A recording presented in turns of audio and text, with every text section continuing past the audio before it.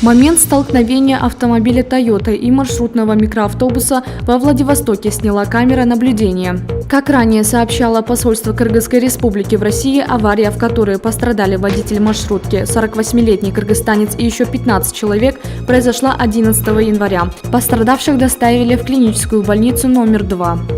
Жуткая авария в России, где пострадал водитель из Кыргызской республики. На записи видно, как легковушка едет по дороге, которая соединяется с параллельной трассой и врезается в маршрутку. После столкновения микроавтобус задевает припаркованную на обочине машину и опрокидывается. Известно, что водитель маршрутки получил серьезные травмы, у него повреждены внутренние органы. Его состояние оценивается как стабильно тяжелое. Врачи смогли сохранить мужчине травмированную руку и восстановить ее кровоснабжение. Сегодня в больнице остаются 6 из 16 пострадавших. Остальных, в том числе 2 детей, уже выписали.